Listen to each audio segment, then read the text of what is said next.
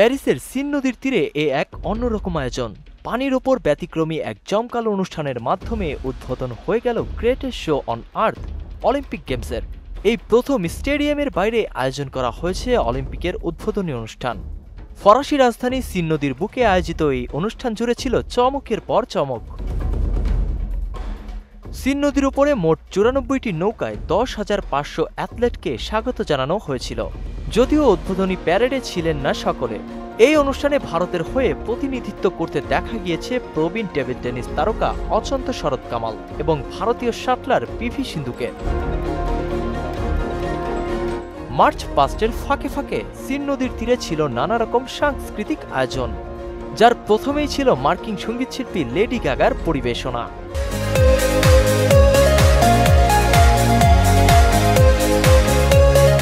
এভাবে মার্চ পাস্টের ফাঁকে ফাঁকে ছিল নাচ, গান, পিয়ানো শো ছাড়াও নানা আয়োজন। উদ্বোধনী অনুষ্ঠান চলাকালেও মাঝে মধ্যে হয় বৃষ্টি। তা যেন এবারের অলিম্পিকের উদ্বোধনী অনুষ্ঠানকে দিয়েছে ভিন্ন এক মাত্রা। সিন নদীর পাড়ে ভিজতে ভিজতেই পিয়ানোতে সুর তোলেন শিল্পী। মালি বংশোদ্ভূত ফরাসি সঙ্গীত শিল্পী আয়া নাকামুরা পারফর্ম করেছেন। ফ্রান্সের রিপাবলিকান গার্ডের 60 জন সুরকার ও সামরিক বাহিনীর 36 জন গায়কের সঙ্গে পারফর্ম করেছেন তিনি। নদী ঘিরে পুরো আয়োজনের পরিকল্পনাগুলো সাজিয়েছেন বিশ্ববিখ্যাত নাট্য নির্মাতা থমাস জলি। 42 বছর বয়সী এই নির্মাতা বিশ্বজুড়ে নন্দিত হয়েছেন তার রক অপেরা মিউজিক্যাল স্টারম্যানিয়ার সৌজন্যে। পুরো আয়োজনটি সাজানো হয়েছিল 12টি ভিন্ন ভাগে।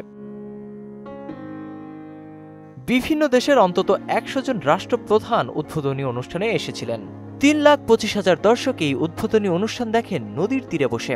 সংগঠকরা সংখ্যাটা আরও বেশি রাখতে চেয়েছিলেন, কিন্তু নিরাপত্তার কারণে কমাতে হয়েছে। প্যারিস অলিম্পিকে 32টি খেলার 329টি ইভেন্টের শ্রেষ্ঠত্বের লড়াইয়ে নামবেন 10,500 অ্যাথলেট। নাসিমুল বারি, সৌরভ, মোহনা, ডিজিটাল।